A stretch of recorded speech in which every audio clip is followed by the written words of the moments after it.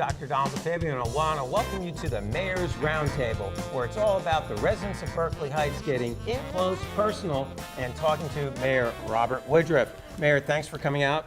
Well, you're welcome, Doc. It's a pleasure being here. And I want to also welcome our live audience. We now have a live audience. Hey, pretty good. Very good, Doc. Doc. We didn't have one of those applause signs either. That was great. Very good. But seriously, we do have live audiences, so if you'd like to come down and participate in the filming, you're more than welcome. In general, it's the third Thursday of every month at 6:45 City Hall. So come on down, bring some questions for the mayor, and we'll talk about them at the end of the show.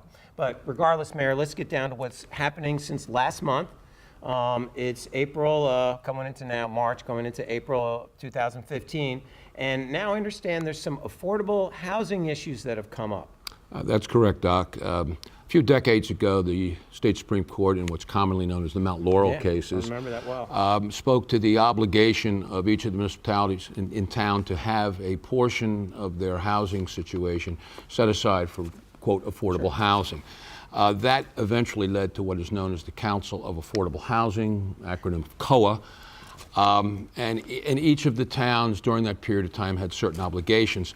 There was a period of time within which many towns could simply write a check, and that check would go to perhaps another city or municipality. You could swap or buy You could out swap, right, and it was decided at some point in time that was and in fact now it can no longer be done.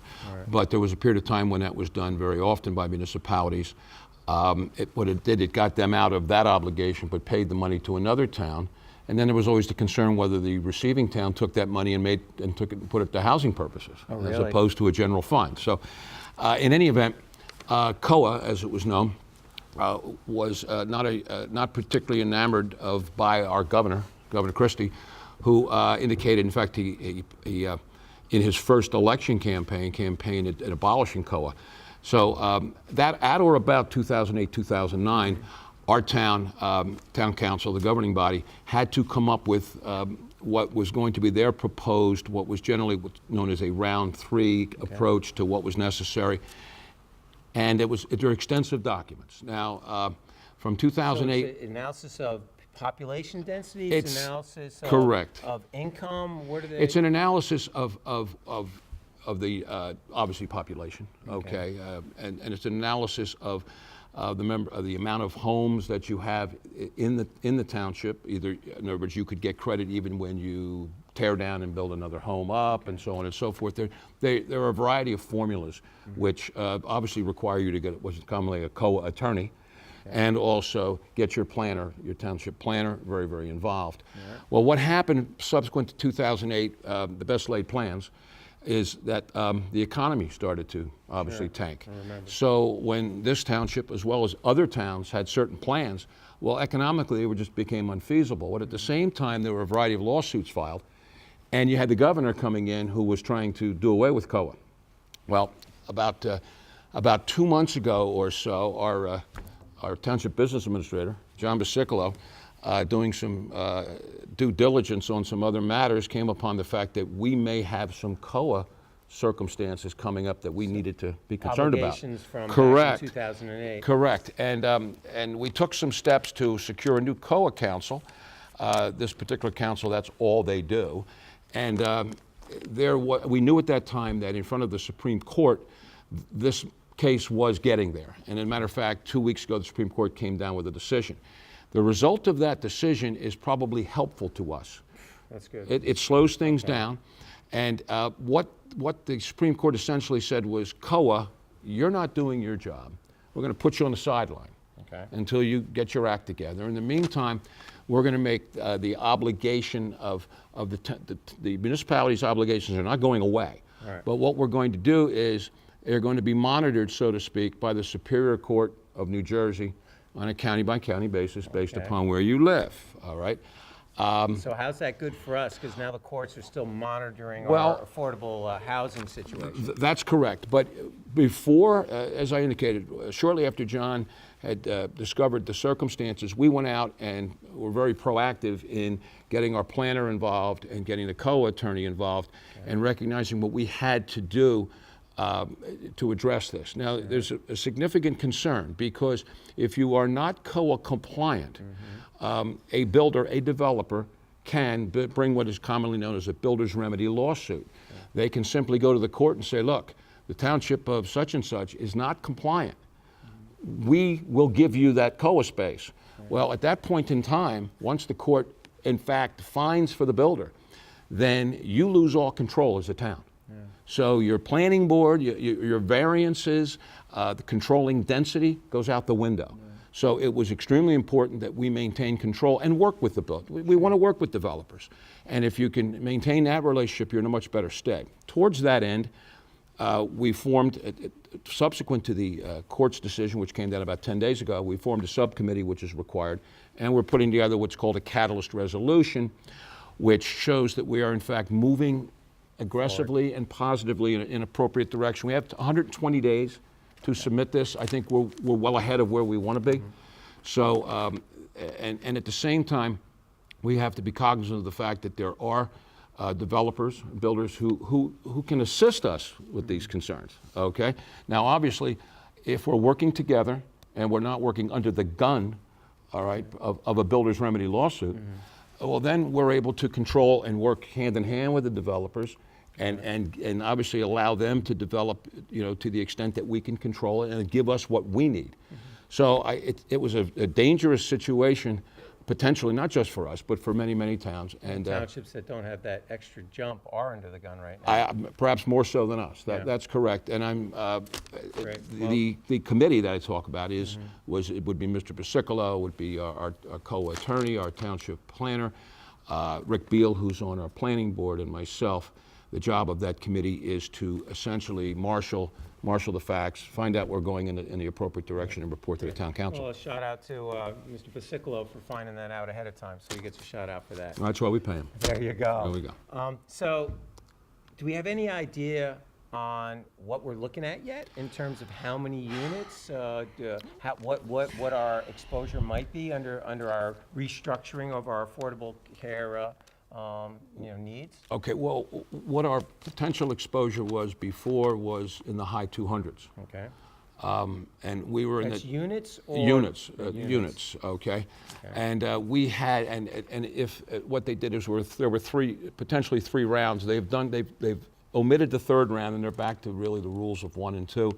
So, and in fact, Ms. Greenwalt, who will join us shortly, was doing some work for our town planner to get him an idea of what was available and so on and so forth. As a result of what's occurred, two things have happened. One, it's slowed down. Everything is slowed down. There's a clear idea of what we have to do. It's set forth in the court's decision. Right. And those numbers, I believe, will come down. Now, we're not sure because there's formulas, okay? And, but we think that, and we think there's an opportunity here in certain development areas, certain areas of our town that can be developed where we can satisfy all of this. Good. But the big picture is, the most important thing is that the municipality's in control. At this point, we don't have any exposure for a builder coming in saying, here's 200 units, I filed a lawsuit and I'm gonna put up a 5-story building here because I bought the land and you're in violation. Well, so we're protected against that at this time. We're protected. We can't control whether a builder does bring a lawsuit, but we feel that we've covered ourselves. The courts protected as we can protected, be. Right. I'm not an attorney. You're the attorney, Right. so that might have been a little too strong of a word. Well, what's happened is the courts are setting this up. They're trying to put a damper on lawsuits. All right. If they see that a town is advancing, and then they're going to tell the builder, look, work with the town. Got it. Stay out of the courtroom. Let's try and get this thing done. So now, a parallel question. Last month we talked about the swap. Is that part of this now? Is the affordable housing going to fall into the swap, do you think? There's a possibility. I mean, because that's the first thing I would think about. If we're making changes, we're moving buildings, are we going to do both? Well, that's a fair question, Doc. I think it's a little early to tell, but it certainly can't be dismissed because if in fact the township property on which we are now located does become an area to be developed, if that's what's decided as opposed to staying here and rebuilding on this property, then certainly that's going to have to be taken into account. Yeah. Absolutely. Because one of the biggest challenges I think with affordable housing is that everybody says it's great, just not in my neighborhood. Oh, that's always the case. You know, Yes, so yes. what's the answer for that? Well, the answer is what came down 10 days ago by the Supreme Court. All right, we're going to have to abide by what they say, and work within the confines of that decision. I think we're in pretty good shape. If we can fulfill this with 60, 80, 90, 100 units, whatever number we're at, then that's what we're going to have to do. Now, hopefully, they would more than likely be new units. So Yeah, that's a good thing. that's a good thing. That's a good thing. Correct. It's a good thing. Now, is there any benefit to the municipality with owing beyond their affordable housing requirements? Let's say we need 100 units, and we put in 150. Is there any incentive for us to do that, or not really? Well, I don't know. think you get any extra credit. That's my point. Okay, yeah. no, I don't think you get any Okay. extra credit. You know, We can't go into another state coffer and get a little something right, we more. can't put them in the bank. Yeah, All right, for going okay. future. I right. would think so. That's All right. correct. All right, well, I just want to check out. Well, great information, COA, or now it's called the Affordable Housing. Affordable housing, correct. Affordable housing, a lot's going on. Stay tuned, we may have more information on it next month. But in conjunction with our current way the show runs, our current format, we're going to have another guest come on from a municipal office. Yes, we are. Doc Robin Greenwalt, who is our construction code official. Great. And I think she's going to answer a lot of questions that are very pertinent to homeowners when they want to put a deck on or do a bathroom or do this or do that. And there's a lot of confusion sometimes, and I think maybe we can answer some questions tonight. Perfect. Well, that's what it's about. We're going to hear from Robin Greenwalt, our construction official, learn about that. But in the meantime, there's some really timely things that are happening in and around town. So stay tuned. We're going to take a short break, and then we're going to teach you everything you need to know about getting permits and keeping them. Dr. Donald DeFabio with Mayor Woodruff. We'll be right back. There are so many exciting things going on this month in Berkeley Heights, April 2015. At the library, we're going to have the governor, the first governor, Governor Livingston, coming to the Berkeley Heights Library. Library Director Stephanie Bacus, tell us about that. Governor Livingston will be coming on April 19th. It's a Sunday at 3 o'clock. This is a grant we received from the Horizon Speakers Bureau of the New Jersey Council for the Humanities, funded by the National Endowment for the Humanities. He is an actor coming from the American Historical Theater in full Governor Livingston gala clothes. He was a very interesting man. He was our first governor. He built Liberty Hall as a family home. Most people have forgotten that. He was one of the signers of the Constitution. And I understand from people who have seen the program, he never wanted to be governor. He just came to New Jersey to fish. Well, there you go. I'm not going to do any fishing in New Jersey. It's open to the public, and I think it would be a good thing for families and anyone who wants to know how we ended up with Governor Livingston High School. Sounds like a plan. One more time, date and time. April 19th, it's a Sunday at 3 o'clock. Berkeley Heights Library, come on down. Stephanie, thank you very much. Thanks for having me. Lots going on in the area. We're going to dress for success with Mary Jean Barnes. Mary Jean, you are dressed for success, but that's a pun on words. You're with an organization that supports women getting back on their feet, correct? Yes, that's correct. We provide professional clothing and a whole suite of career services for women who are looking to get back into the workforce and to move ahead in their professional lives. So you offer grants, with writing resumes. Resume writing, mock interviews. We provide career coaching, mentoring. We provide networking opportunities for the women, all to help them build their confidence and have opportunities to get back into the workforce. That's fantastic. Now, I did a little research, and it costs about $1,000 for each one of these women a year. Where's your funding coming from? That's correct. Well, we don't receive government funding, and we don't receive funding from our parent organization, so we raise all the money that it takes to serve the women.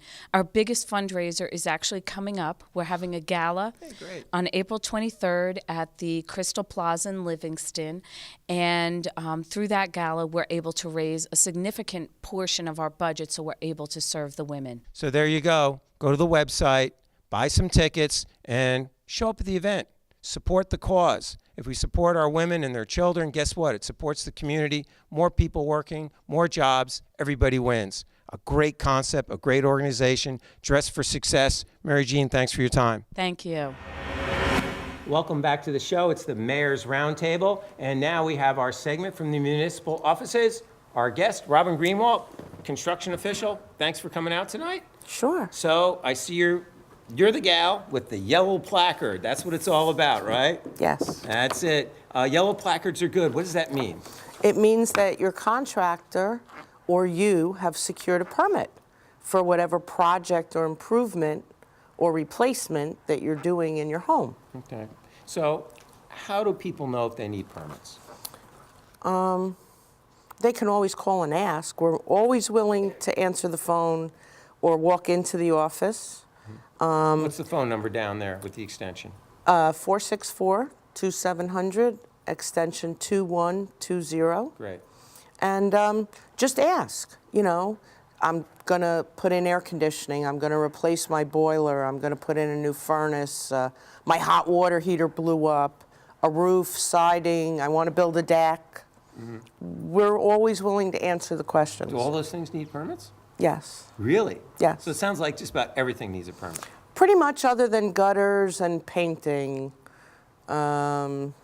Most things do need permits, and it's for the residents' protection. Why is that? Well, just like there's good doctors and bad doctors, or good lawyers and bad lawyers, there's good contractors and bad contractors. Okay. And we help, even if the contractor does a little less than perfect job, we help find that and make them fix it for you before you pay them. So that's the job of the inspector? Yes. Correct? Okay. Absolutely, but while the work is being done and when the work is finished, we're going to, at certain preset times, we're going to come out and do inspections. Mayor, are you handy at all? Not at all. Well, my wife's here. I'm sure she can tell you. So you don't do any work around the house? Very little. Very little. What if let's say the mayor was very handy, all right? He grew up with construction background. Can he do his own renovations in his house, and would he require a permit? Yes, he would require a permit, and yes, most things he can do. What's something he wouldn't be able to do as a homeowner?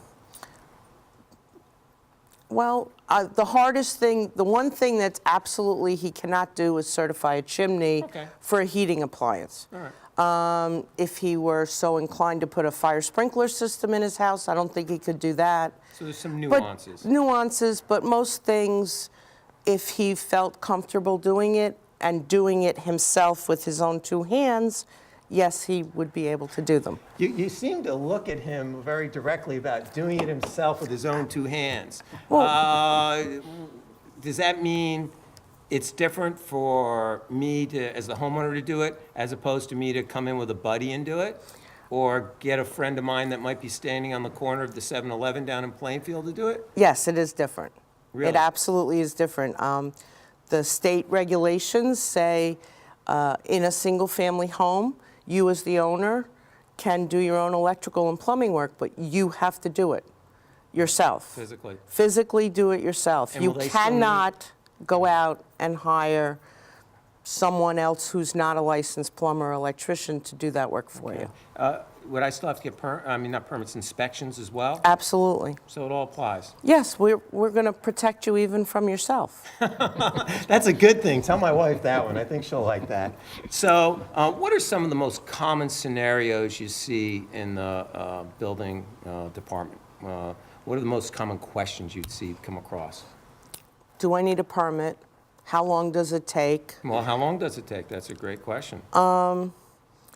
Different types of projects obviously take different amounts of time. A water heater, heating unit, electrical service, simple trade items, you can generally have a permit within a week.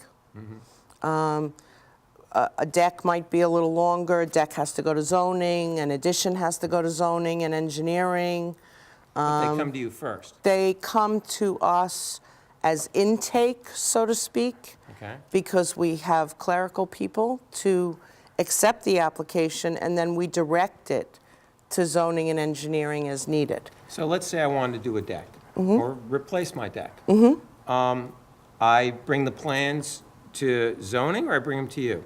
generally to us. Bring them to you first. Yes. Fill out the paperwork for the permit. You take the whole package. Yes. And then, We forward it to zoning for the zoning review. Got We it. just help you determine that all the information is complete, that you've included your survey, that the contractor, if there is one, we have a copy of his license, oh, really? All that that he's stuff. signed the papers on all the right spots. Got it, got it. And then we send it to zoning. Right. And when the zoning officer's done with it, you'll get a letter of either denial or approval. So you have engineering, zoning, and permit- Construction. Construction. So, Mayor, could you simply explain those three departments and how they're different? Well, Robin has just explained what she does, specific to what she does. We have Mr. Pochino, who's here, who oversees the entire 9 yards, so to speak. You've got Department of Public Works under that, engineering. So engineering is what? The physical plant, you're going to use 2x4s versus 2x6s? That's engineering? You know what? No, No, that's it's us. not, but Robin, Well, go that's ahead. you. Right, that's them. That's Okay. us. Yeah. Can So- I ask a question here? Sure. Robin, let's assume I have an existing deck, and it's 20 by 20, and I want to put a new deck 20 by 20. I'm not changing anything. Do I need a permit? Yes. Why would that be? Well, it's a new structure. Yeah, for my protection. Absolutely for your protection. To make sure it's done right and by code with the right equipment. Yes, and that also this that gets inspected. the railings, the stairs, the guardrail is the right height, that the spindles are spaced appropriately, that depending on the span, maybe you've decided that there were 2 girders, and you're downstairs, if it's a raised deck, maybe you don't want all those posts sticking up and you don't want to see all of them, and now we're going to take them out. Well, the new girder, is it big enough to handle the load that you're going to impose on the deck? How many people are you going to put on it? I mean, we always get this coming up now soon. People want to have parties for graduation, and they come in the end of May and want to have the deck built by the middle of June. Yeah. And it takes longer than that. tough. So please come early. What happens, Robin, if I don't get that permit and I build the deck, and now I go to sell the home? Could that present a problem? Absolutely. It most definitely could. How is that? Well, nowadays, real estate agents are very quick in their advertising, rightly so, to enumerate all the improvements you've made to your house. So your listing is going to say new deck, new roof, new furnace, new air conditioning, whatever it was. And the buyer's attorney is going to take one look at the listing, and the first place they call is the building department. Was there a permit? And if there isn't, what happens? Then we have some issues. We try to go back to the listing agent and say to them, look, we've gotten this phone call. We have a deck. We have no permits. We need to square this away. We have to, we need to get a plan now. Either the homeowner has to find who did it, who built it, get that contractor into us. Sounds like it's a potential major problem. It definitely can For be. both the buyer and the seller. Yes. Yeah, it could really disrupt the The sale, process, the yes, process, yeah. absolutely. Yeah. So if you're home tonight and you did some work to your house, own up to it to yourself and come in and let's start early. Yeah. What about- Absolutely. What about fees? What about fees? Are there fees for permits? Yes, there are. Who sets those fees? Well, upon the recommendation of our office, the mayor and council adopt them by ordinance. They're available online, they're available in our office. And I have to throw out there that we are self-supporting through our fees. We do not cost the taxpayers any money. We like that, Mayor. We do. like that budget neutral stuff. We like do, that. so That's let's keep putting So, decks on. if you need a deck or a hot water heater or a new furnace, yes, you'll pay some fees. We don't think from what we hear in the neighboring communities, we're not the highest, we're not the lowest, but we do pay our way. Excellent. So, final tips for anybody out there that needs that yellow placard. We don't want to give them red ones or orange ones now, No, Robin. no, we don't. So what are your final take-homes for the residents? Well, I think the biggest take-home is if you have a question, call us. Come down and see us. We're really not We try to be resident-friendly, user-friendly. Ask a friend that's dealt with us. I mean, I guess there are a few exceptions, but for the most part, we try very hard to work with the residents and building owners, and we want everybody to do it right. Well, that sounds like a deal. Mayor, any other questions for Robin? No, I just want to thank Robin. I thought this was a segment that would be very helpful to the people, and I think it has been. Thank you, Robin. Especially for the spring, people are planning Absolutely. things. Yeah, so get timing. those permits in early. And remember, the planning board, or rather the construction official board, permits are to protect you.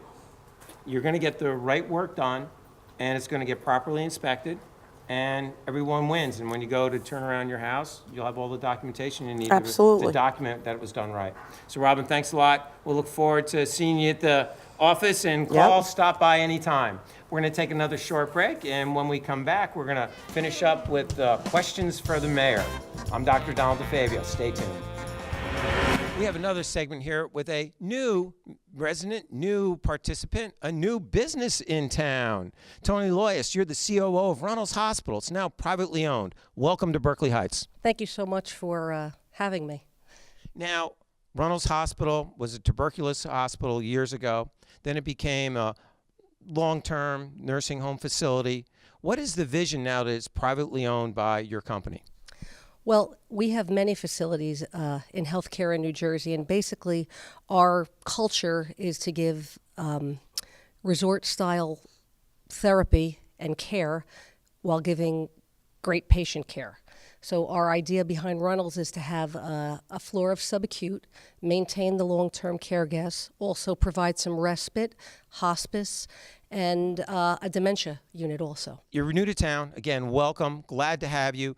You have something coming up now, an event, open house. When is that? Yes, Wednesday, the 1st of April from 4:30 to 6:30. And actually, Mayor Woodruff is going to join us. So we're very honored because it is very important to the company that the community knows that we're honored to be here, and we really want to be a partner in working with the town to help provide great care to its residents, and we want them to be proud of us. Mm-hmm. So the mayor's coming for respite? No, the mayor's coming for the piano playing and the homemade desserts and cheese. Oh, I like that idea. Maybe I'll come for that too. So you're having an open house to introduce people to the town. You said a couple of things that caught my ear. Number one, that you want to have a homey type of feel to the facility, that it's a new approach. Can you elaborate on that a little bit more? Yeah, you know, care has always been so institutionalized, and what we wanted to do in our building, and we take all payer sources, Medicaid, Medicare, insurances, is give the resident, the guest, and the family, and we call them our guests unless you're living with us because it's your home, a really unique experience where you enjoy coming and your family can come. You'll see our rooms have the capability to have a pull-out couch so you can have a guest stay with you, or a resident or a family member. And that's, I think, important to wellness and getting better sooner. Well, thank you very much. It sounds like it's going to be a win-win situation. It's the Runnels Hospital. Come by for their open house on April 1st in the afternoon at 4:30 to 6:30. You got it. And stay for respite if you want. Thank you, Tony. Thank you so much. Well, welcome back to the show. It's been a very full show. And again, I want to thank our live audience for coming out tonight. You can give you guys yourself a applause. You're really good at that. That's Very great. good. Once again, Good crowd. we're filming live from City Hall. It's the third Thursday of every month, 6:45 p.m. Come on down, bring your questions, and join in, participate in the roundtable. Our residents, get those questions to us, and then we'll get them to the appropriate municipal offices so they can get answers. It's important that they get answers. Absolutely. All right, good. The next question is about the burned-out building on Springfield Avenue. It's been in 2 weeks, it's going to be a year, Mayor.